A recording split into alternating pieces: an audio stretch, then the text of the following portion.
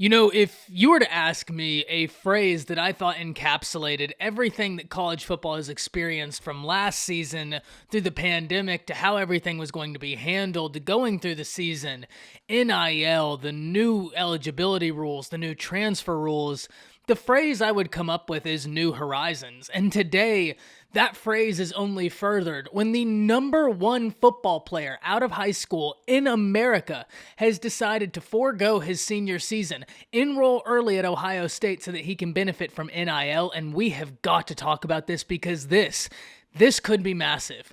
But before we do, as always, y'all know the drill. I want to hear from y'all. Hop down to the comments. Give me a Y for yes or an N for no. Are you surprised that Quinn Ewers is doing this? And let me know what you're thinking. And if you are new to this channel, be sure to subscribe. Hit that bell notification. I do constant college football content, and you don't want to miss any of it. And if you enjoyed that content, be sure to like and comment down below. Those interactions are massive to content creators such as myself. But with all of that being said, first and foremost, Quinn Ewers, one of the most uniquely talented prospects of recent memory, has decided to forego his senior season and instead will enroll early at Ohio State. And first and foremost, more power to him. If you have the ability to be able to do this and you have the name that would carry the respect and recognition to be able to profit off of this, absolutely more power to you. It's not going to be everybody that's able to benefit uniquely from these sorts of situations, which is something Nick Saban was talking about when he was talking about Bryce Young's NIL deal, that the quarterbacks and these incredibly high-ranked quarterbacks coming out of high school that have incredibly marketable names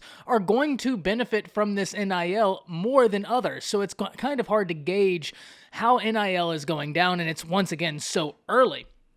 But this could have lasting repercussions. And this isn't exactly new. I mean, last season, as we were talking about the New Horizons, UNC has a cornerback that was a freshman, in all technicality for college last year, who should have been a senior in high school, in Tony Grimes, a five-star cornerback out of the class, last year's class, who, while everybody else in his class, his classmates, were finishing up their senior season, he was out there balling for North Carolina because he had the ability. Now, I'm not saying Quinn Ewers is going to be on the football field. When you look at Ohio State's quarterback room, that room is loaded. Man, I mean, they have more quarterbacks than you can shake a stick at, and I mean really talented quarterbacks, from C.J. Stroud to Miller. Now you add in Quinn Ewers. This is going to be a really interesting situation, possibly not this year, but in the years to come, because there's going to be a legitimate quarterback battle in that room, and I think most people would expect Quinn Ewers to win that, but we have to also acknowledge how talented those quarterbacks in that Ohio State room are. That room is